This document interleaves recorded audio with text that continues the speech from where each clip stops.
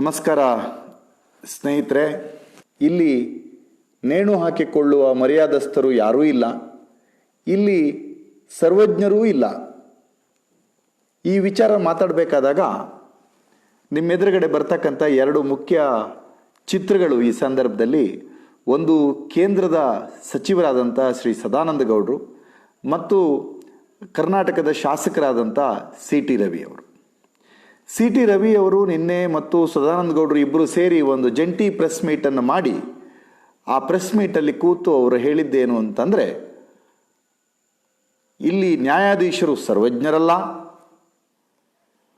ಮತ್ತು ಅಕಸ್ಮಾತು ಲಸಿಕೆ ಕೊಡಿ ಅಂತ ಹೈಕೋರ್ಟ್ನವರು ಆದೇಶ ಮಾಡಿದ್ರೆ ಅಥವಾ ಆಕ್ಸಿಜನ್ ಕೊಡಿ ಅಂತ ಹೈಕೋರ್ಟ್ನವರು ಆದೇಶ ಮಾಡಿದ್ರೆ, ಅಲ್ಲಿ ನಮ್ಮ ಹತ್ರ ಆಕ್ಸಿಜನ್ ಇಲ್ಲದೆ ಇದ್ರೆ, ಲಸಿಕೆ ಇಲ್ಲದೆ ಇದ್ರೆ ನಾವೇನಾದರೂ ನೇಣು ಹಾಕ್ಕೋಬೇಕಾ ಅನ್ನುವಂಥ ಮಾತನ್ನು ಸದಾನಂದ ಗೌಡರು ಕೇಳ್ತಾರೆ. ಇದು ಈ ಸಂದರ್ಭದಲ್ಲಿ ಬೇರೆ ಬೇರೆ ಪಕ್ಷದ ಮುಖಂಡರುಗಳು ಬೇರೆ ಬೇರೆ ಥರ ವ್ಯಾಖ್ಯಾನ ಮಾಡಿದ್ದಾರೆ. ಆದರೆ ನನಗೆ ಕೆಲವು ಸ್ನೇಹಿತರು ನಾನು ಶೀರ್ಷಿಕೆಯನ್ನು ಕೊಟ್ಟಿದ್ದು ನೋಡಿ, ಇಲ್ಲಿ ನೇಣು ಹಾಕಿಕೊಳ್ಳುವ ಮರ್ಯಾದಸ್ಥರು ಯಾರೂ ಇಲ್ಲ ಅಂತ ಹಾಕಿದ್ದಕ್ಕೆ ಕೆಲವರು ನಮ್ಮ ಹತ್ರ ಅದು ಯಾಕೆ ಹಾಕಿ ನೀವು ಹಾಗೆ ಮಾಡಿದ್ದೀರಿ, ಮರ್ಯಾದಸ್ಥರೆಲ್ಲ ನೇಣು ಹಾಕ್ಕೋಬೇಕಾ ಅಂತ. ನಾನು ಬಳಸಿರ್ತಕ್ಕಂಥ ಕಂಟೆಕ್ಸ್ಟ್ ಯಾವುದು ಅಂತಂದರೆ, ಈಗ ಹಳ್ಳಿಗಳಲ್ಲಿ ರೈತರುಗಳ ಆತ್ಮಹತ್ಯೆ ಮಾಡ್ಕೊಳ್ತಾರೆ. ಕಾರಣ ಏನು ಅಂತಂದರೆ, ಸಾಲದ ನೋಟಿಸ್ ಬಂದಿದೆ, ಬ್ಯಾಂಕಿನಿಂದ ದಾವಾದ ನೋಟಿಸ್ ಬಂದಿದೆ, ಭೂಮಿಯನ್ನು ಹರಾಜು ಹಾಕ್ತಾರಂತೆ, ಮಗಳ ಮದುವೆ ಮಾಡಬೇಕು, ಮನೆ ಕಟ್ಟಲಿಕ್ಕೆ ಆಗಲಿಲ್ಲ, ನೆರೆ ಬಂದು ಬೆಳೆ ಕೊಚ್ಚಿಕೊಂಡು ಹೋಗಿದೆ, ಬರ ಬಂದಿದೆ. ಇಂತಹ ಕಾರಣಗಳಿಗೆ ನಾನು ನೆರೆಹೊರೆಯವರ ಎದುರು, ಸರೀಕರ ಎದುರು ನಾನು ಗೌರವದಿಂದ ತಲೆ ಎತ್ತಿ ನಿಲ್ಲಕ್ಕೆ ಆಗೋದಿಲ್ಲ ಅಂತಾದಾಗ ಒಂದು ಶರಣಾಗತ ಭಾವದಿಂದ ಆತ್ಮಹತ್ಯೆಯನ್ನು ಮಾಡ್ಕೊಳ್ತಾರೆ. ಆಗೆಲ್ಲ ಅವರು ಹೇಳೋದೇನು ಅಂತಂದರೆ, ಎಲ್ಲರೂ ನಾನು 4 ಜನರ ಎದುರುಗಡೆ ಮುಖ ತೋರಿಸೋದು ಹೇಗೆ ಅನ್ನುವ ಕಾರಣಕ್ಕಾಗಿ. ಆಗ ಅವರೆಲ್ಲರೂ ಹೇಳೋದು ಮಾನ ಮರ್ಯಾದೆಯ ಪ್ರಶ್ನೆಯನ್ನು ಎಲ್ಲ ಹೇಳ್ತಾರೆ. ಹಾಗಾಗಿ ತುಂಬ ಸತಿ ನಮ್ಮ ರೈತ ಹೋರಾಟಗಾರರಾದಂಥ ನಂಜುಂಡಸ್ವಾಮಿ ಅವರು ಹೇಳ್ತಾ ಇದ್ರು ರೈತರಿಗೆ, ಆತ್ಮಹತ್ಯೆ ಮಾಡ್ಕೊಳ್ತಕ್ಕಂಥ ರೈತರಿಗೆ, ಏನ್ರಿ ಮಾನ ಮರ್ಯಾದೆ ಅನ್ನೋದು ನಿಮಗೆ ಮಾತ್ರನಾ, ದಯವಿಟ್ಟು ಆತ್ಮಹತ್ಯೆ ಮಾಡ್ಕೊಳ್ಬೇಡಿ, ನೀವು ಬಾಕಿದಾರರಲ್ಲ, ಸರ್ಕಾರವೇ ರೈತರಿಗೆ ಬಾಕಿದಾರ ಅನ್ನುವಂಥ ಮಾತನ್ನು ನಂಜುಂಡಸ್ವಾಮಿ ಅವರು ಹೇಳ್ತಾ ಇದ್ರು. ಇವತ್ತಿನ ಸಂದರ್ಭದಲ್ಲಿ ಯೋಚನೆ ಮಾಡುವಾಗ ನಿನ್ನೆ ಸದಾನಂದ ಗೌಡರು ಹೇಳ್ತಾರೆ ಏನು ಅಂತಂದರೆ, ಇಲ್ಲಿ ನೀವು ಹೇಳಿ ಜಡ್ಜ್ಮೆಂಟ್ ಕೊಟ್ಟರೆ, ಆರ್ಡ್ರ್ ಕೊಟ್ಟರೆ, ಆದೇಶ ಮಾಡಿದ್ರೆ ನಮಗೆ ಪೂರೈಸೋಕ್ಕಾಗದೇ ಇದ್ದರೆ ನಾವೇನು ನೇಣು ಹಾಕ್ಕೋಬೇಕಾ ಅಂತ ಕೇಳ್ತಾರೆ. ಸದಾನಂದ ಗೌಡ್ರೆ ಖಂಡಿತ ಹೇಳ್ತಾರೆ, ನೀವು ನೇಣು ಹಾಕ್ಕೊಳ್ತಕ್ಕಂಥ ಅವಶ್ಯಕತೆ ಇಲ್ಲ, ನೀವು ನೇಣು ಹಾಕ್ಕೋಬಾರ್ದು. ಯಾಕೆ ಅಂತಂದರೆ, ನೀವು ನಮ್ಮ ದೇಶದ ಒಬ್ಬ ಗೌರವಾನ್ವಿತ ಲೋಕಸಭಾ ಸದಸ್ಯರು, ನೀವು ಲಕ್ಷಾಂತರ ಜನರನ್ನು ಪ್ರತಿನಿಧಿಸ್ತಕ್ಕಂಥ ಒಬ್ಬ ಲೋಕಸಭಾ ಸದಸ್ಯರು, ನೀವು ಕೇಂದ್ರದಲ್ಲಿ ಮಂತ್ರಿ ಆಗಿದ್ದೀರಿ. ಆದ್ದರಿಂದ ನೀವುಗಳು ನೇಣು ಹಾಕ್ಕೋಬೇಕು ಅನ್ನುವಂಥ ಭಾವನೆ ನ್ಯಾಯಾಲಯಕ್ಕೂ ಇಲ್ಲ, ಸಾರ್ವಜನಿಕರಿಗೂ ಇಲ್ಲ. ಮತ್ತು ಒಂದಂತೂ ಗೊತ್ತಿದೆ, ಈ ರಾಜಕಾರಣಿಗಳು ನೀವಿದ್ದೀರಲ್ಲ, ನಿಮ್ಮ ಮೇಲೆ ಎಂತೆಂಥ ಆರೋಪಗಳು ಬರ್ತದೆ, ಅತ್ಯಾಚಾರದ ಆರೋಪಗಳು ಬರ್ತದೆ, ಕೊಲೆಯ ಆರೋಪಗಳು ಬರ್ತದೆ, ನಿಮ್ಮ ರಾಜಕಾರಣಿಗಳ ಮಕ್ಕಳೇ ಬೇರೆಯವರಿಗೆ ತೊಂದರೆ ಮಾಡಿದ, ಮೋಸ ಮಾಡಿದ, ವಂಚನೆ ಮಾಡಿದ ಪ್ರಕರಣಗಳ ಆರೋಪಗಳು ಬರ್ತದೆ, ಚೆಕ್ನಲ್ಲೇ ಲಂಚದ ಹಣವನ್ನು ಸ್ವೀಕರಿಸಿದ ಆರೋಪಗಳು ಬರ್ತವೆ. ಯಾವ್ಯಾವ ರೀತಿ ಆರೋಪಗಳು ಬಂದ್ರೂ ಸಹಿತ ನೀವು ಜಗ್ಗೋದಿಲ್ಲ, ಕುಗ್ಗೋದಿಲ್ಲ. ಜೈಲಿಗೆ ಹೋಗುವಾಗಲೂ ಈ ಮಾರ್ಕ್ ತೋರಿಸ್ತೀರಿ, ಜೈಲಿಂದ ಹೊರಗೆ ಬರುವಾಗಲೂ ಈ ಮಾರ್ಕನ್ನು ತೋರಿಸ್ತೀರಿ. ನಿಮಗೆ ಅವೆಲ್ಲವೂ ಸಹಿತ ಒಂದು ಕ್ರೆಡಿಟ್ ಆಗಿ ಕಾಣುತ್ತೆ. ನಿಮಗದು ಯಾವುದೋ ಅಪಮಾನದ ಸಂಗತಿ ಅಲ್ಲ. ಆದ್ದರಿಂದ ನಮಗೊಂದು ಧೈರ್ಯ ಇದೆ, ನೀವು ರಾಜಕಾರಣಿಗಳಿದ್ದೀರಲ್ಲ, ನೀವಿದ್ದೀರಲ್ಲ, ನಿತ್ಯ ಒಬ್ಬೊಬ್ಬರ ಮೇಲೆ ಸುಳ್ಳನ್ನು ಹಾಕಿ ಎಲ್ಲ ಜವಾಬ್ದಾರಿಗಳು ನನ್ನದಲ್ಲ ಇನ್ನೊಬ್ಬನದಂತ ವರ್ಗಾಯಿಸುವ ಕ್ಯಾರೆಕ್ಟರ್ನ ನೀವು ರಾಜಕಾರಣಿಗಳಿದ್ದೀರಲ್ಲ, ನೀವು ಯಾರೂ ಸಹಿತ ಮರ್ಯಾದೆ ಗಂಜಿ ಆತ್ಮಹತ್ಯೆಗಳನ್ನು ಮಾಡ್ಕೊಳ್ಳೋದಿಲ್ಲ, ನೇಣು ಹಾಕ್ಕೊಳ್ಳೋದಿಲ್ಲ, ಹಾಕ್ಕೊಳ್ಳಬಾರ್ದು ಸಹ. ಆದರೆ ನಿಮ್ಮಿಂದ ಆ ಮಾತು ಯಾಕೆ ಬರ್ತಾ ಇದೆ? ಇದು ಇವತ್ತು ವಿಶ್ಲೇಷಣೆಯ ಹೊತ್ತು. ಸ್ನೇಹಿತರೆ, ಮುಖ್ಯವಾಗಿ ನಾವು ಗಮನಿಸಬೇಕಾಗಿದ್ದ ಸಂಗತಿ ಏನು ಅಂತಂದರೆ, ಸದಾನಂದ ಗೌಡರು ಮತ್ತು ಸಿ ಟಿ ರವಿ ಅವರಿಗೆ BJPಯ ವಲಯದೊಳಗೆ ಚರ್ಚೆ ಇರುವಂತೆ ಅವರಿಬ್ಬರಿಗೆ ಒಬ್ರಿಗೊಬ್ಬರಿಗೆ ಆಗೋದಿಲ್ಲ. ಒಳಗೆ ಆದಂಥ ಒಂದು ನಾಯಕತ್ವದ ಕಾರಣಕ್ಕಾಗಿ ಒಂದು ತಿಕ್ಕಾಟಗಳಿವೆ, ಅವರಿಗೆ ಆದಂಥ ಅಭಿಪ್ರಾಯ ಭೇದಗಳಿದ್ದಾವೆ. ಆದರೆ ಏಕಾಏಕಿ ನಿನ್ನೆ ಒಟ್ಟಾಗಿ ಕೂತದ್ದು ಒಂದೇ ಕಾರಣಕ್ಕೆ, ಏನು ಅಂತಂದರೆ ಅವರೆಲ್ಲರೂ ಸಹಿತ ಈ ದೇಶದ ಪ್ರಧಾನಮಂತ್ರಿಯ ಇಮೇಜನ್ನು ರಕ್ಷಣೆ ಮಾಡತಕ್ಕಂಥ ಕಾರಣಕ್ಕೆ ಅವರು ಕೂತಿದ್ದಾರೆ. ಕೇಂದ್ರದ ನಾಯಕತ್ವದಿಂದ ಸೂಚನೆ ಬಂದಿದೆ, ಅದಕ್ಕೆ ಕೂತಿದ್ದಾರೆ. ಮತ್ತು ಅವರಿಬ್ಬರು ಒಟ್ಟಾಗ್ಲಿಕ್ಕಿರುವ ಕಾಮನ್ ಫ್ಯಾಕ್ಟರ್ ಏನು ಅಂದರೆ ಅವರಿಬ್ಬರೂ ಸಹಿತ ಯಡಿಯೂರಪ್ಪನವರನ್ನ ಹೃದಯದ ಆಳದಿಂದ ದ್ವೇಷ ಮಾಡ್ತಿದ್ದಾರೆ. ಅವರಿಬ್ಬರೂ ಸಹಿತ ಯಡಿಯೂರಪ್ಪನವರು ಕೆಳಗಿಳಿಬೇಕು ಅನ್ನುವಂಥ ಒಂದು ಕಾರಣವನ್ನು ತಮ್ಮ ಹೃದಯದಲ್ಲಿ ಹೊತ್ಕೊಂಡಿದ್ದಾರೆ. ಆ ಕಾಮನ್ ಫ್ಯಾಕ್ಟ್ರು ಅವರಿಬ್ಬರನ್ನ ಒಟ್ಟಿಗೆ ಕೂರಿಸಿ ಪತ್ರಿಕಾಗೋಷ್ಠಿಯನ್ನು ಮಾಡಿಸ್ತು. ಆಯ್ತಪ್ಪ, ಪತ್ರಿಕಾಗೋಷ್ಠಿಯನ್ನು ಮಾಡಿಸಿದ ಸಂದರ್ಭದಲ್ಲಿ ಹೈಕೋರ್ಟ್ ಯಾವ ರೀತಿಯಾದಂಥ ಆದೇಶವನ್ನು ಮಾಡಿತ್ತು?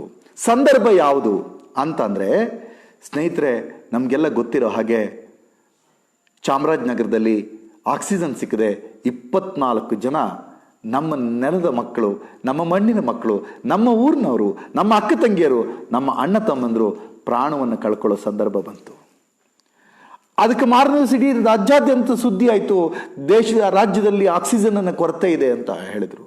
ಸ್ವತಃ ರಾಜ್ಯದ ಮುಖ್ಯಮಂತ್ರಿಗಳು ಒಪ್ಪಿಕೊಂಡ್ರು ಆಕ್ಸಿಜನ್ನಿನ ಕೊರತೆ ಇದೆ ಅಂತ.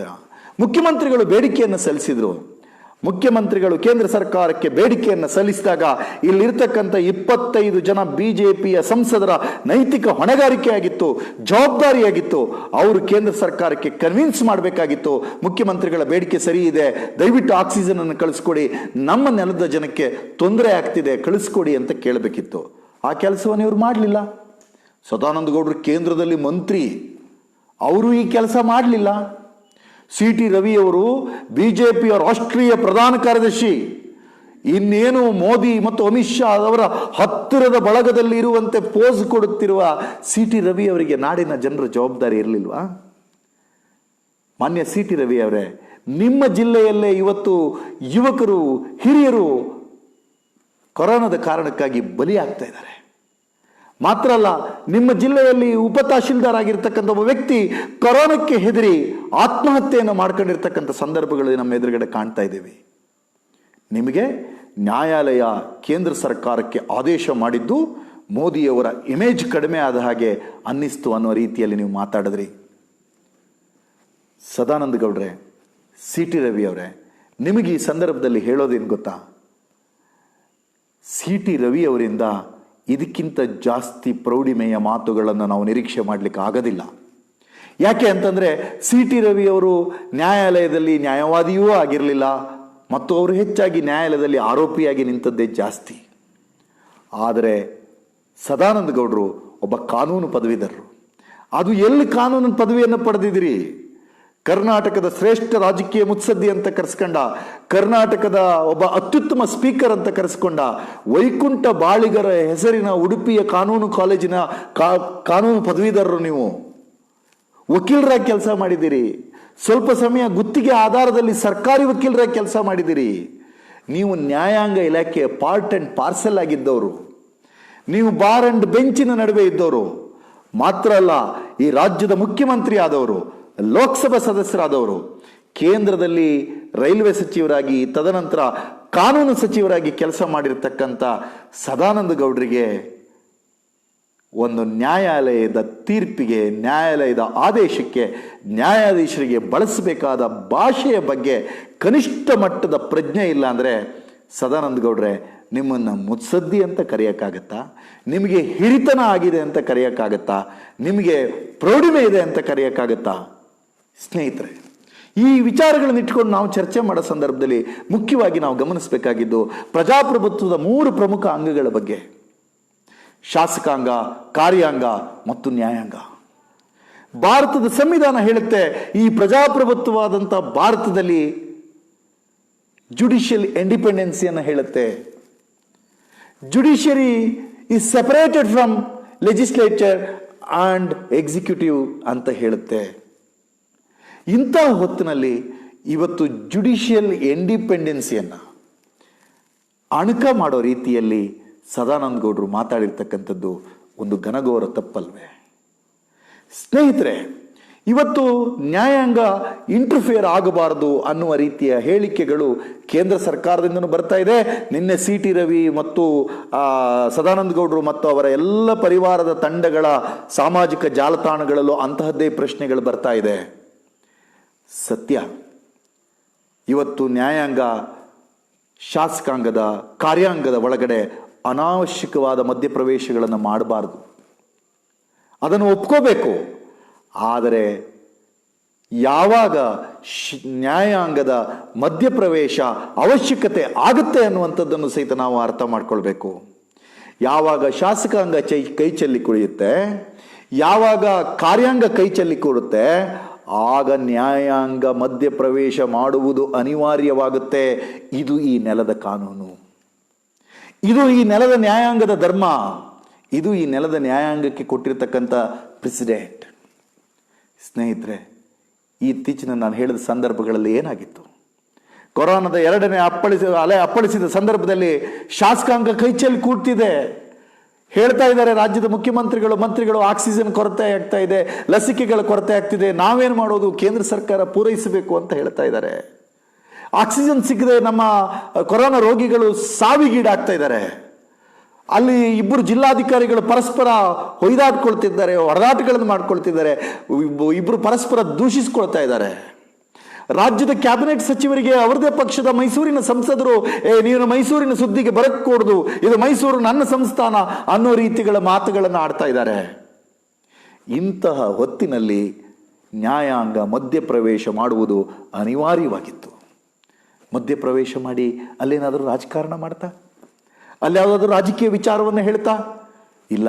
ಅದು ಹೇಳಿದ್ದೇನು ಅಂತಂದರೆ, ಈ ಜನಕ್ಕೆ ಆಕ್ಸಿಜನ್ ಕೊರತೆ ಇದೆ, ಆಕ್ಸಿಜನ್ ಪೂರೈಸಿ, ಲಸಿಕೆ ಬೇಕಾಗಿದೆ, ನೀವೇ ಹೇಳಿದ್ರಿ ಕೋವಿಶೀಲ್ಡ್ ಅಥವಾ ಕೋವ್ಯಾಕ್ಸಿನ್ ತಗೊಂಡ ಮೇಲೆ 2ನೇ ಡೋಸನ್ನು 45 ದಿನದಿಂದ 50 ದಿನಗಳೊಳಗೆ ತಗೊಳ್ಬೇಕು ಅಂತ ಸರ್ಕಾರನೇ ಪಾಲಿಸಿ ಮಾಡಿತ್ತು. ಆ ಸರ್ಕಾರದ ಪಾಲಿಸಿಯ ಆಧಾರದ ಮೇರೆಗೆ ನೀವು ಮೊದಲ ಡೋಸ್ ಕೊಡ್ಲಿಕ್ಕೆ ಸಹಿತ ವಿಫಲರಾಗಿದ್ರಿ. ನಿಮ್ಮ ನಾಯಕರು ಹೇಳಿದ್ದೇನು, ಟೀಕಾ ಉತ್ಸವ, ಭಾರಿ ದೊಡ್ಡ ಕಾರ್ಯಕ್ರಮ ಎಲ್ಲ ಹೇಳಿರ್ಲಿಲ್ವಾ? ಅದನ್ನು ನೀವು ಈಡೇರಿಸಿ ಮೊದಲ ಡೋಸ್ ಕೊಟ್ಟಿದ್ದು ವಿಫಲವಾಗದಂತೆ ನೋಡಿಕೊಳ್ಳಿ, ಲಸಿಕೆಯನ್ನು ತರಿಸಿ ಅನ್ನುವಂಥದ್ದನ್ನು ಹೇಳಿದ್ದಾರೆ.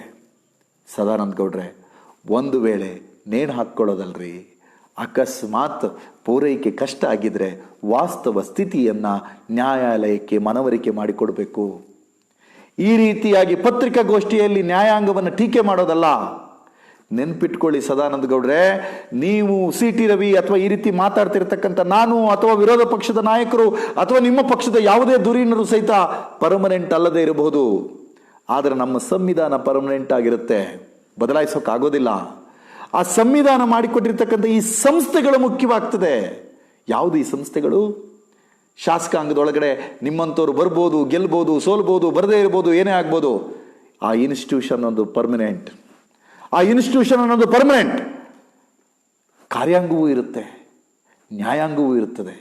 ಆದರೆ ನೀವು ಮಾಡ್ತಕ್ಕಂಥ ಭಾಷೆಗಳಿದೆಯಲ್ಲ, ಈ ಆಡ್ತಕ್ಕಂಥ ಮಾತುಗಳಿದಾವಲ್ಲ, ಇದು ತಪ್ಪು ಪರಿಣಾಮಗಳನ್ನು ಸಮಾಜದೊಳಗೆ ಬೀರ್ತಕ್ಕಂಥ ಸಾಧ್ಯತೆ ಇರುತ್ತೆ. ನನಗೆ ಈ ರೀತಿಯಾದಂಥ ಡಿಸ್ಕಷನ್ ಹಾಕೋದು ಕೂಡಲೇ ಒಬ್ರು ಗೆಳೆಯರು ಕೇಳಿದ್ರು, ಅಲ್ರಿ 30 ವರ್ಷಗಳಾದರೂ ಜಡ್ಜ್ಮೆಂಟ್ ಕೊಡದೇ ಇರತಕ್ಕಂಥ ನ್ಯಾಯಾಲಯ ಈಗ ಮಧ್ಯಪ್ರವೇಶ ಮಾಡೋದು ಸರಿನಾ ಅಂತೇಳಿ. ನ್ಯಾಯಾಲಯ ತುರ್ತು ಸಂದರ್ಭಗಳಿದ್ದಾಗ ನಾಗರಿಕನ ಬದುಕುವ ಹಕ್ಕುಗಳು ಸಂಕಷ್ಟಕ್ಕೆ ಬಿದ್ದಿವೆ ಅನ್ನುವಂಥದ್ದು ಗೊತ್ತಾದಾಗ ಒಬ್ಬ ನಾಗರಿಕನ ಸಾಂವಿಧಾನಿಕ ಹಕ್ಕುಗಳನ್ನು ರಕ್ಷಣೆ ಮಾಡ್ತಕ್ಕಂಥ ಸಂದರ್ಭ ಬಂದಾಗ ಮಧ್ಯಪ್ರವೇಶ ಮಾಡುವುದು ಅನಿವಾರ್ಯವಾಗುತ್ತೆ. ಯಾವಾಗ ಶಾಸಕಾಂಗ ಮೈಮರೆಯುತ್ತೆ, ಯಾವಾಗ ಕಾರ್ಯಾಂಗ ವಿಫಲವಾಗುತ್ತೆ, ಆಗ ನ್ಯಾಯಾಂಗ ಮಧ್ಯಪ್ರವೇಶ ಮಾಡಬೇಕಾಗ್ತದೆ. ಆ ಮಧ್ಯಪ್ರವೇಶವನ್ನು ನ್ಯಾಯಾಂಗ ಮಾಡಿದೆ. ಆದರೆ ಸಿ.ಟಿ. ರವಿಯವರು ಸರ್ವಜ್ಞರು ಯಾರೂ ಇಲ್ಲ ಅಂತ ಹೇಳ್ತಾರೆ. ಸತ್ಯ, ನ್ಯಾಯಾಧೀಶರು ಸರ್ವಜ್ಞರಲ್ಲ. ಸಿ.ಟಿ. ರವಿಯವರೇ ನೀವು ಮೊದಲೇ ಅಲ್ಲ. ಕೇಶವ ಕೃಪಾ, ಕೇಶವ ಶಿಲ್ಪ ಅಥವಾ ಇನ್ಯಾವುದೋ ರಾಜಕೀಯ ಪಕ್ಷಗಳ ಕಾರ್ಯಾಲಯಗಳು ಯಾವುದೂ ಸಹಿತ ಸರ್ವಜ್ಞ ಪೀಠಗಳಲ್ಲ. ಆದರೆ ಇವತ್ತು ನೀವು ಸಹಿತ ಎಕ್ಸ್ಪರ್ಟ್ ಒಪಿನಿಯನ್ನನ್ನು ಸಹಿತ ಗಮನಿಸದ ರೀತಿಯಲ್ಲಿ ವರ್ತಿಸುತ್ತಿರುವ ಹೊತ್ತಿನಲ್ಲಿ ಇವತ್ತು ಭಾರತದ ಸುಪ್ರೀಂ ಕೋರ್ಟ್ ಎಕ್ಸ್ಪರ್ಟ್ ಕಮಿಟಿಯನ್ನು ನೇಮಕ ಮಾಡುವ ಅನಿವಾರ್ಯತೆ ಬಂತು. ಕರ್ನಾಟಕದ ದೇವಿ ಪ್ರಸಾದ್ ಶೆಟ್ಟಿ ಅವರನ್ನ ಆ ಕಮಿಟಿಯ ಸದಸ್ಯರನ್ನಾಗಿ ಮಾಡ್ತಕ್ಕಂಥ ಅನಿವಾರ್ಯತೆ ಬಂತು. ಯಾಕೆ ನಿಮ್ಮನ್ನ ಸದಸ್ಯರನ್ನು ಮಾಡಲಿಲ್ಲ? ಯಾಕೆ ನಿಮ್ಮ ಆರೋಗ್ಯ ಸಚಿವರನ್ನ ಕಮಿಟಿ ಮೆಂಬರ್ ಮಾಡಲಿಲ್ಲ? ಯಾಕೆ ಸದಾನಂದ ಗೌಡ್ರನ್ನ ಮೆಂಬರ್ ಮಾಡಲಿಲ್ಲ? ಯಾಕೆ 56 ಇಂಚಿನವ್ರನ್ನ ಮೆಂಬರ್ ಮಾಡಲಿಲ್ಲ? ಯಾಕೆ ಅಂದರೆ ನ್ಯಾಯಾಂಗಕ್ಕೆ ಅನ್ನಿಸ್ಲಿಕ್ಕೆ ಪ್ರಾರಂಭ ಆಗಿದೆ. ಅದೇನೆಂದರೆ ಶಾಸಕಾಂಗ ಮತ್ತು ಕಾರ್ಯಾಂಗ ತನ್ನ ಜವಾಬ್ದಾರಿಯನ್ನು ಮರೆತಿದೆ ಅಥವಾ ಜವಾಬ್ದಾರಿಯಲ್ಲಿ ವಿಫಲವಾಗಿದೆ ಅಂತ ಆದಾಗ ರಕ್ಷಣೆಗೆ ಬರ್ತಕ್ಕಂಥದ್ದು ನ್ಯಾಯಾಂಗದ ಸಾಂವಿಧಾನಿಕವಾದ ಕರ್ತವ್ಯ ಮತ್ತು ಸಾಂವಿಧಾನಿಕವಾದ ಜವಾಬ್ದಾರಿ. ಅಲ್ಲ ಸದಾನಂದ ಗೌಡ್ರೆ, ಇಷ್ಟು ಕೆಳಮಟ್ಟದ ಹೇಳಿಕೆಗಳಲ್ಲಿ ಮಾತಾಡಿದ್ರಲ್ಲ, ಇದ್ರ ಪರಿಣಾಮವನ್ನು ನೀವು ಅರ್ಥ ಮಾಡಬೇಕಲ್ಲ. ಓಹೋ, ನಿಮಗೆ ಕರ್ನಾಟಕದ ಒಬ್ಬ ಲೋಕಸಭಾ ಸದಸ್ಯರಾಗಿ, ಕರ್ನಾಟಕದ ರಾಜ್ಯದ ಮಾಜಿ ಮುಖ್ಯಮಂತ್ರಿಯಾಗಿ ನಿಮಗೆ ನ್ಯಾಯಾಲಯ ಕರ್ನಾಟಕದ ಜನರಿಗೆ ಲಸಿಕೆ ಕೊಡಿ, ಕರ್ನಾಟಕದ ಜನರಿಗೆ ಆಕ್ಸಿಜನ್ ಕೊಡಿ ಅಂತ ನ್ಯಾಯಾಲಯ ಆದೇಶ ಕೊಟ್ಟಿದ್ದು ಯಾವುದಕ್ಕೆ ಕಿರಿಕಿರಿ ಆಯಿತು? ನಿಮ್ಮ ಮನಸ್ಸಿಗೆ ಬೇಜಾರಾಗ್ಬಿಡ್ತಾ? ಅಂದರೆ ನಮ್ಮ ಕರ್ನಾಟಕದ ಜನ ಆಕ್ಸಿಜನ್ ಇಲ್ಲದೆ ಸತ್ತೋದ್ರೆ ನಿಮ್ಗೇನು ಅನ್ಸೋದಿಲ್ಲ? ಕರ್ನಾಟಕದ ಜನರಿಗೆ 2ನೇ ಡೋಸಿನ ಲಸಿಕೆ ಸಿಕ್ಕದಿದ್ರೆ ನಿಮ್ಗೇನು ಸಮಸ್ಯೆ ಇಲ್ಲ? ನಿಮಗೆ ನಿಮ್ಮ ರಾಜಕಾರಣದ ಇಮೇಜ್ ರಕ್ಷಣೆ ಮಾಡ್ಕೊಳ್ತಕ್ಕಂಥದ್ದು ಮುಖ್ಯವಾಯಿತು. ನಿಮಗೆ ನಿಮ್ಮ ಕೇಂದ್ರದ ನಾಯಕತ್ವಕ್ಕೆ ಪ್ರಶ್ನೆ ಮಾಡ್ತಕ್ಕಂಥ ಶಕ್ತಿ ಇರದ ಹೊತ್ತಿನಲ್ಲಿ, ಕೇಂದ್ರದ ನಾಯಕತ್ವವನ್ನು ಪ್ರಶ್ನೆ ಮಾಡ್ತಕ್ಕಂಥ ಜವಾಬ್ದಾರಿಯನ್ನು ಮರೆತಿರ್ತಕ್ಕಂಥ ಹೊತ್ತಿನಲ್ಲಿ, ನೈತಿಕ ಅಧಪತನದ ದಾರಿಯಲ್ಲಿ ಹಿಡಿದಿರ್ತಕ್ಕಂಥವ್ರು ನೀವು ಇಂತಹ ಟೀಕೆಯನ್ನು ಮಾಡಲಿಕ್ಕೆ ಸಾಧ್ಯ ಆಗಿದೆ ಅಂತೇಳಿ ನಾನಾದರೂ ಭಾವಿಸ್ತೀನಿ. ಸ್ನೇಹಿತರೆ, ಇವತ್ತು ಹಲವಾರು ಸಂದರ್ಭದಲ್ಲಿ ಆಳುವ ಸರ್ಕಾರಕ್ಕೆ ನ್ಯಾಯಾಲಯ ತನ್ನ ಮೂಗಿನ ನೇರಕ್ಕೆ ವರ್ತನೆ ಮಾಡಬೇಕು ಅಂತ ಇರುತ್ತೆ. ಅದು ಈ ಹಿಂದೆ ಆಳ್ವಿಕೆ ಮಾಡಿದ ರಾಜಕೀಯ ಪಕ್ಷಗಳಿಗೂ ಇರುತ್ತೆ, ಸಹಜವಾಗಿ ಈ ಪಕ್ಷದವರಿಗೂ, BJP ಪಕ್ಷದವರಿಗೂ ಇರುತ್ತೆ. ಆದರೆ ಆ ರೀತಿ ಆದರೆ ಏನಾಗುತ್ತೆ ಅಂದರೆ, ಯಾವಾಗ ನೀವು ಜವಾಬ್ದಾರಿಯನ್ನು ಮರಿತೀರಿ, ಯಾವಾಗ ಕಾರ್ಯಾಂಗ ವಿಫಲವಾಗ್ತದೆ, ಆಗ ಜನಸಾಮಾನ್ಯ ತನ್ನ ಕೊನೆಯ ಭರವಸೆಯನ್ನು ಇಡೋದು ನ್ಯಾಯಾಂಗದ ಮೇಲೆ. ಒಂದು ವೇಳೆ ನ್ಯಾಯಾಂಗ ಏನಾದರೂ ಇಂತಹ ತೀರ್ಮಾನವನ್ನು, ಆದೇಶವನ್ನು ಜನಪರವಾಗಿ ಹೊರಡಿಸದೇ ಇದ್ದಿದ್ರೆ, ಖಂಡಿತ ಹೇಳ್ತೇನೆ, ಕರ್ನಾಟಕದ ವಿರೋಧ ಪಕ್ಷದ ನಾಯಕರು ಹೇಳಿದಂತೆ ಈ ರಾಜ್ಯದಲ್ಲಿ ಅರಾಜಕತೆ ಉಂಟಾಗ್ತಿತ್ತು. ಜನ ದಂಗೆ ಹೇಳ್ತಾ ಇದ್ರು. ಆ ರೀತಿ ದಂಗೆ ಹೇಳಿ ಕಾನೂನಿನ ಸಮಸ್ಯೆಗಳಾಗುವಂಥ, ಶಾಂತಿ ಕಾಪಾಡ್ತಕ್ಕಂಥ ಸಮಸ್ಯೆಗಳು ಉಂಟಾಗುವುದನ್ನು ಇವತ್ತು ನ್ಯಾಯಾಲಯದ ಆದೇಶ ನಿಯಂತ್ರಣ ಮಾಡಿದೆ. ಇದರಿಂದ ಸರ್ಕಾರಕ್ಕೆ ಒಳ್ಳೆಯದಾಗಿದೆ, ಜನರಿಗೆ ಒಳ್ಳೆಯದಾಗಿದೆ ಅನ್ನುವಂಥದ್ದನ್ನು ಅರ್ಥ ಮಾಡ್ತಕ್ಕಂಥ ಕನಿಷ್ಠ ಪರಿಜ್ಞಾನವೂ ಇಲ್ಲದ ಸದಾನಂದ ಗೌಡ್ರೆ, ನಿಮಗೆ ಧಿಕ್ಕಾರವಿದೆ. ಸದಾನಂದ ಗೌಡ್ರೆ, ಇನ್ನೊಂದು ಪ್ರಶ್ನೆಯನ್ನು ಹೇಳ್ತೇನೆ. ನೀವು ಕಾನೂನು ಸಚಿವರಾಗಿದ್ರಲ್ಲ, ಸ್ವತಃ ವಕೀಲರಾಗಿದ್ರಲ್ಲ, ನೀವು CT ರವಿ ಅವರ ಜೊತೆ ಕುತ್ಕೊಂಡು ಈ ಪ್ರೆಸ್ ಮೀಟನ್ನು ಮಾಡಿ ನ್ಯಾಯಾಲಯದ ಗೌರವಕ್ಕೆ ಧಕ್ಕೆ ತರುವ ರೀತಿಯಲ್ಲಿ ಮಾತನಾಡಿದ್ರಲ್ಲ, ನಿಮ್ಮ ಒಂದು ಆತ್ಮಸಾಕ್ಷಿಯನ್ನು ಪ್ರಶ್ನೆ ಮಾಡಿಕೊಳ್ಳಿ. ನಿಮಗಿರ್ತಕ್ಕಂಥ ಜವಾಬ್ದಾರಿಯನ್ನು ನೀವು ಸರಿಯಾಗಿ ನಿರ್ವಹಿಸಿದ್ರ ಅನ್ನೋದ ನೆನಪು ಮಾಡ್ಕೊಳ್ಳಿ. ನೇಣು ಹಾಕ್ಕೊಳ್ಬೇಡಿ. ರಸಗೊಬ್ಬರದ ರೇಟು ಇವತ್ತು ಗಗನಕ್ಕೇರಿದೆ. ಇವತ್ತು ನಮ್ಮ ರೈತ ಆತಂಕದಲ್ಲಿದ್ದಾನೆ. ಇವತ್ತು ನೀವು ತಂದಿರತಕ್ಕಂಥ ಕಾಯ್ದೆಗಳ ಕಾರಣಕ್ಕಾಗಿ ಕಾರ್ಮಿಕ ಅತಂತ್ರ ಸ್ಥಿತಿಯಲ್ಲಿದ್ದಾನೆ. ಬಡವರು ಬೀದಿ ಮೇಲೆ ಬಂದಿದ್ದಾರೆ. ಇಂಥ ಹೊತ್ತಿನಲ್ಲಿ ಇವತ್ತು ತಾನು ಬೆಳೆದ ಫಸಲಿಗೆ, ತಾನು ಬೆಳೆದಿರ್ತಕ್ಕಂಥ ಕೃಷಿಗೆ ಇವತ್ತು ರಸಗೊಬ್ಬರವನ್ನು ಪೂರೈಸಲಾಗದಂತಹ ಒಬ್ಬ ರೈತ ಇವತ್ತು ನೇಣು ಹಾಕ್ಕೊಳ್ಳುವ ಸಂದರ್ಭ ಬಂದಿದೆ. ನೀವು ಹಾಕ್ಕೊಳ್ಬೇಕಾಗಿಲ್ಲ. ಮಾತ್ರ ಅಲ್ಲ, ನೀವು ಒಂದು ಗಂಭೀರವಾದ ಪ್ರಶ್ನೆಯನ್ನು ಇವತ್ತು ಈ ಸಂದರ್ಭದಲ್ಲಿ ಹೇಳಬೇಕು. ಯಾರೋ ಒಬ್ಬರು ಸೋಷಿಯಲ್ ಮೀಡಿಯಾದಲ್ಲಿ ಒಂದು ಚರ್ಚೆ ಮಾಡಿದ್ರಪ್ಪ. ಅಲ್ಲ, ಇಷ್ಟೆಲ್ಲ ತೀರ್ಪು ಕೊಡುವ ನ್ಯಾಯಾಲಯದ ನ್ಯಾಯಾಧೀಶರು ಸರ್ಕಾರಿ ಆಸ್ಪತ್ರೆಯಲ್ಲಿ ಚಿಕಿತ್ಸೆ ಪಡೆದವರು ಎಷ್ಟು ಜನ ಇದ್ದಾರೆ, ಸರ್ಕಾರಿ ಶಾಲೆಗಳಲ್ಲಿ ಓದಿದವರು ಎಷ್ಟು ಚೆನ್ನಾಗಿದ್ದಾರೆ ಅಂತ. ಅದಕ್ಕೊಬ್ಬ ಮೈಸೂರಿನ ಪತ್ರಕರ್ತ ಮಿತ್ರರು ಉತ್ತರ ಕೊಟ್ಟಿದ್ರು. ಅವರು ಯಾವ ಶಾಲೆಯಲ್ಲಾರು ಓದಿರಲಿ, ಯಾವ ಆಸ್ಪತ್ರೆಯಲ್ಲಾರು ಚಿಕಿತ್ಸೆ ಪಡೆದಿರಲಿ, ಕೊನೆಯ ಪಕ್ಷ ಜನಪರವಾಗಿ ಆದೇಶವನ್ನು ಮಾಡ್ತಕ್ಕಂಥ ಮನಸ್ಥಿತಿ ಇದೆಯಲ್ಲ, ಅಷ್ಟು ಸಾಕಲ್ಲ ಅಂತ ಅಂದರು. ಈಗ ನೆನಪಿಟ್ಕೊಳ್ಳಿ, ಯಾವುದೇ ಫ್ಯಾಸಿಸ್ಟ್ ಶಕ್ತಿಗಳು ಸಹಿತ ಎಲ್ಲ ಸಂದರ್ಭದಲ್ಲೂ ಸಹಿತ ಜುಡಿಷಿಯರಿಯ ಈ ಆಕ್ಟಿವಿಸಮನ್ನು, ಜುಡಿಷಿಯಲ್ ಇಂಟರ್ಫಿಯರೆನ್ಸನ್ನು, ಈ ಜುಡಿಷಿಯಲ್ ಇಂಟರ್ವೆನ್ಷನನ್ನು ನೀವು ಒಪ್ಪೋದಿಲ್ಲ. ನಿಮಗೆ ಅದು ಬೇಕಾಗಿಲ್ಲ. ನಿಮಗೆ ಇವತ್ತು ಏಕಸ್ವಾಮಿತ್ವದ ನಾಯಕತ್ವಗಳನ್ನು ಒಪ್ಪಿಕೊಂಡಿರ್ತಕ್ಕಂಥ ನಿಮಗೆ ಪ್ರಜಾಪ್ರಭುತ್ವ ರಾಷ್ಟ್ರದ ಒಂದು ಅಂತಃಶಕ್ತಿ ಅಡಗಿರೋದು ಇಂತಹ ಒಂದು ಸಾಮಾಜಿಕವಾಗಿರ್ತಕ್ಕಂಥ ನ್ಯಾಯವನ್ನು ಪರಿಗಣಿಸ್ತಕ್ಕಂಥ, ಕಟ್ಟ ಕಡೆಯ ಜನರ ಸಮಸ್ಯೆಯ ಪರವಾಗಿ ನಿಲ್ತಕ್ಕಂಥ ನ್ಯಾಯಾಲಯಗಳು ಸಹಿತ ಪ್ರಜಾಪ್ರಭುತ್ವದ ಗಟ್ಟಿಯಾದಂತಹ ಒಂದು ಕಂಬ ಅನ್ನೋದನ್ನು ನೀವು ಒಪ್ಪಲಿಕ್ಕೆ ತಯಾರಿಲ್ಲ. ನಾನು ಮೊದಲೇ ಹೇಳದಂತೆ ನೆನಪಿಟ್ಕೊಳ್ಳಿ, ಚುನಾವಣೆಗಳಲ್ಲಿ ನೀವು ಗೆಲ್ಲಬಹುದು, ಸೋಲ್ಬೋದು. ನೀವು ಸೋತ್ರೆ ಇನ್ನೊಬ್ಬ ಯಾರೋ ಗೆದ್ದು ಬರ್ತಾನೆ, ನೀವು ಗೆದ್ದರೆ ನೀವು ಸದನದೊಳಗಿರ್ತೀರಿ. ಆದರೆ ಶಾಶ್ವತವಾಗಿ ಇರಬೇಕಾಗಿದ್ದು ನಾನು, ನೀವು ಅಥವಾ ಇನ್ಯಾರೋ ವ್ಯಕ್ತಿಗಳಲ್ಲ, ಈ ಸಂಸ್ಥೆಗಳು. ಈ ಸಂಸ್ಥೆಗಳನ್ನು ನಾಶ ಮಾಡುವ ರೀತಿಯಲ್ಲಿ, ಅಗೌರವ ಕೊಡುವ ರೀತಿಯಲ್ಲಿ ನೀವು ಮಾತಾಡಬಾರ್ದು. ನಿಮ್ಮ ಮನಸ್ಸಿಗೆ ಒಪ್ಪೋ ರೀತಿಯಲ್ಲಿ ತೀರ್ಪನ್ನು ಕೊಡೋಕ್ಕೆ ನ್ಯಾಯಾಲಯಗಳು ಇರೋದಲ್ಲ. ಅದರ ಅರ್ಥ ನ್ಯಾಯಾಂಗ ಇಲಾಖೆ ಅನ್ನೋದು ತನ್ನ ಎಲ್ಲ ಸಮಸ್ಯೆಗಳಿಂದ ಮಿತಿಗಳಿಂದ ಹೊರತಾಗಿದೆ ಅನ್ನೋ ಅರ್ಥ ಅಲ್ಲ. ಅವರೂ ತಪ್ಪುಗಳನ್ನು ಮಾಡ್ತಾರೆ. ತಪ್ಪುಗಳನ್ನು ಮಾಡಿದಾಗ ಅದೇ ಗೌರವಯುತವಾದ ಭಾಷೆಯಲ್ಲಿ, ಅದೇ ರೀತಿ ಸಂವಿಧಾನಿಕವಾದ ಭಾಷೆಯಲ್ಲಿ ನೀವೆಲ್ಲರೂ ಸಹಿತ ನ್ಯಾಯಾಲಯವನ್ನು ಸಹಿತ ಎಚ್ಚರಿಸುವ, ಅವರು ಕೊಟ್ಟ ಆದೇಶ ತೀರ್ಪುಗಳನ್ನು ವಿಮರ್ಶಿಸುವ ಹಕ್ಕು ನಮ್ಮ ನಾಗರಿಕರಿಗಿದೆ. ಆದರೆ ನೀವಿಬ್ಬರು ಸಿ ಟಿ ರವಿ ಮತ್ತು ಸದಾನಂದ ಗೌಡರು ಹೇಳಿರ್ತಕ್ಕಂಥ ಟೀಕಾ ಮಾತುಗಳಿದಾವಲ್ಲ, ಮತ್ತು ಇವತ್ತು ಅದನ್ನು ಸಮರ್ಥಿಸಿಕೊಳ್ಳುವ ಸಿ ಟಿ ರವಿಯವರ ಅಹಂಕಾರ ಇದೆಯಲ್ಲ, ಅದು ಜನವಿರೋಧಿಯಾದ ನಿಲುವು, ಅದು ಸಂವಿಧಾನ ವಿರೋಧಿಯಾದಂಥ ನಿಲುವು.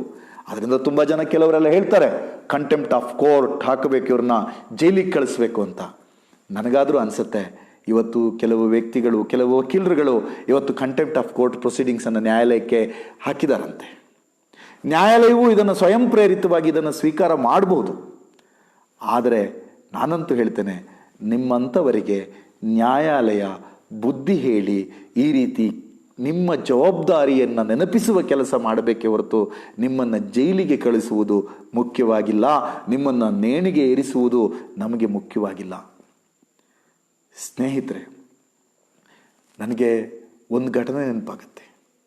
ಇಡೀ ದೇಶವೇ ನನ್ನದು, ನಾನು ಹೇಳಿದ್ದೇ ಕಾನೂನು ಅನ್ನುವ ರೀತಿಯಲ್ಲಿ ಬದುಕಿದ ಮನುಷ್ಯರುಗಳನ್ನು ನಿರ್ದಯವಾಗಿ ಕೊಂದಂತಹ ಹಿಟ್ಲರ್ ಸಹಿತ ಕೊನೆಗೆ ತನ್ನ ಅಧಪತನ ಪ್ರಾರಂಭ ಆದಾಗ, ಅಧಪತನ ಸನ್ನಿಹಿತವಾಯಿತು ಅಂತ ಅನ್ನಿಸಿದಾಗ ಆತ ತನ್ನದೇ ಪಿಸ್ತೂಲ್ನಿಂದ ಹೊಡ್ಕೊಂಡು ಸತ್ತೋಗ್ಬಿಟ್ನಂತೆ. ಕಾರಣ ತನ್ನ ಅಧಿಕಾರ, ತನ್ನ ಅಹಂಕಾರ, ತನ್ನ ಟೇಂಕಾರ, ತನ್ನ ಸೊಕ್ಕು ಇನ್ನು ಮುಂದೆ ನಡೆಯೋದಿಲ್ಲ ಅನ್ನೋದು ಗೊತ್ತಾಗಿ. ನಾನು ನೀವು ನೆನಪಿಸ್ತೇನೆ, ದಯವಿಟ್ಟು ನೀವು ಯಾರೂ ಸಹಿತ ಅಧಿಕಾರದಲ್ಲಿರೋರು ಮೇಲಿಂದ ಕೆಳಗೋರಿಗೆ ಯಾರೂ ಸಹಿತ ಹಿಟ್ಲರ್ ತರಹದಲ್ಲಿ ಆತ್ಮಹತ್ಯೆಗಳನ್ನು ಮಾಡಿಕೊಳ್ಳಬೇಕಾಗಿಯೂ ಇಲ್ಲ, ಸದಾನಂದ ಗೌಡರು ಹೇಳಿದಂತೆ ನೇಣು ಹಾಕಿಕೊಳ್ಳಬೇಕಾಗಿಯೂ ಇಲ್ಲ. ಪ್ರಜ್ಞೆಯನ್ನೇ ಕಳೆದುಕೊಂಡು ಇನ್ನೊಬ್ಬರ ಸರ್ವಜ್ಞರ ಅಂತ ಪ್ರಶ್ನೆ ಮಾಡುವ ಟೇಂಕಾರ, ಅಹಂಕಾರ, ಸೊಕ್ಕು ಸಿ ಟಿ ರವಿಯವರೇ ಬೇಕಾಗಿಲ್ಲ. ನೀವು ಇಲ್ಲಿ ರಾಜಕಾರಣದಲ್ಲಿ ಇರುವ ಸಂದರ್ಭದಲ್ಲಿ ನಾವು ಪ್ರಶ್ನೆ ಮಾಡಬೇಕಾಗಿದ್ದು ಮುಖ್ಯಮಂತ್ರಿಗಳನ್ನು, ನಾವು ಪ್ರಶ್ನೆ ಮಾಡಬೇಕಾಗಿದ್ದು ಪ್ರಧಾನಮಂತ್ರಿಗಳನ್ನು, ಮತ್ತು ಇದನ್ನು ನಮ್ಮ ಜನರುಗಳಿಗೆ ಪೂರೈಸಬೇಕು ಅಂತ ಹೇಳುವಂಥದ್ದು ನ್ಯಾಯಾಂಗದ ಒಂದು ಜವಾಬ್ದಾರಿ. ಅಂತಹ ಜವಾಬ್ದಾರಿಯನ್ನು ಮಾಡಿರ್ತಕ್ಕಂಥ ನ್ಯಾಯಾಂಗಕ್ಕೆ ನಾವೆಲ್ಲರೂ ಒಂದು ಸೆಲ್ಯೂಟನ್ನು ಹೊಡಿತ್ಲೇನೆ ಮತ್ತೊಮ್ಮೆ ಹೇಳ್ತೇನೆ, ದಯವಿಟ್ಟು ಸಾರ್ವಜನಿಕವಾಗಿ ಕನಿಷ್ಠ ಮಟ್ಟದ ಪ್ರಜ್ಞೆಯನ್ನು, ಪ್ರಬುದ್ಧತೆಯನ್ನು, ಅಂತಃಕರಣವನ್ನು, ಜನಪ್ರೀತಿಯನ್ನು ಸಿ ಟಿ ರವಿ ಮತ್ತು ಸದಾನಂದ ಗೌಡರು ತೋರಿಸಬೇಕು. ನಿಮ್ಮ ನಿಷ್ಠೆ ಕೇವಲ ನಿಮ್ಮ ರಾಷ್ಟ್ರೀಯ ನಾಯಕತ್ವಕ್ಕೆ ಇದ್ದರೆ ಸಾಲದು, ನಿಮ್ಮ ನಿಷ್ಠೆ ಇಲ್ಲಿರುವ ಎಲ್ಲ ಜನರ ಪರವಾಗಿಯೂ ಇರಬೇಕು ಅನ್ನೋ ಮಾತನ್ನು ಹೇಳ್ತೇನೆ. ನಮಸ್ಕಾರ. ಇದು ಈ ಸಂಜೆ ನ್ಯೂಸ್. ಸಬ್ಸ್ಕ್ರೈಬ್ ಮಾಡಿ, ಶೇರ್ ಮಾಡಿ, ಲೈಕ್ ಮಾಡಿ.